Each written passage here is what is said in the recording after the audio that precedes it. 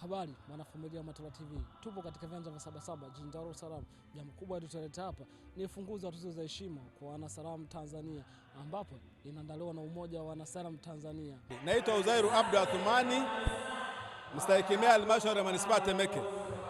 Leo nikiambatana na Mheshimiwa madiwani tumehudhuria mkutano mkuu wa wanasalamu Tanzania. Walikuwa na mambo mengi mazuri, lakini na sisi tumewapa salamu za serikali kupitia kauli mbiu yao ya amani, upendo na mshikamano.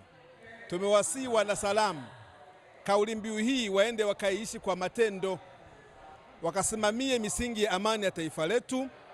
Katika platform ya wanasalamu Tanzania nzima wahakikishe ajenda ya amani inaanza na kila Mtanzania.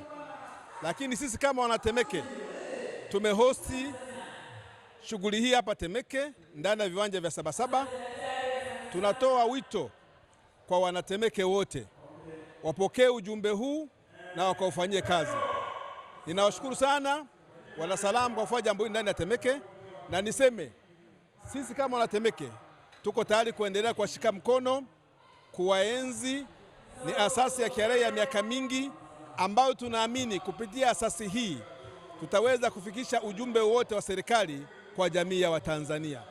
Nawashukuru sana, niwatakie kila la kheri, lakini mwisho nimewaalika wana changamoto mbalimbali. Kwa niaba ya serikali ya halmashauri ya manispaa Temeke, sehemu ya changamoto hizo tumezipokea na tutakwenda kuwasaidia katika utatuzi. Nimesema waje tukae pamoja, tusikilizane na tutatue. Lakini ndugu wanahabari, mwasaidie watu hawa. Wanafanya kazi nzuri ya kutuma salamu nchi nzima. Na kupitia salamu hizi ni njia nzuri ambayo serikali ya Dr. Samia Suluhu Hassan kupitia asasi za kiraia inapenda watu kama hawa waendelee kusaidiwa.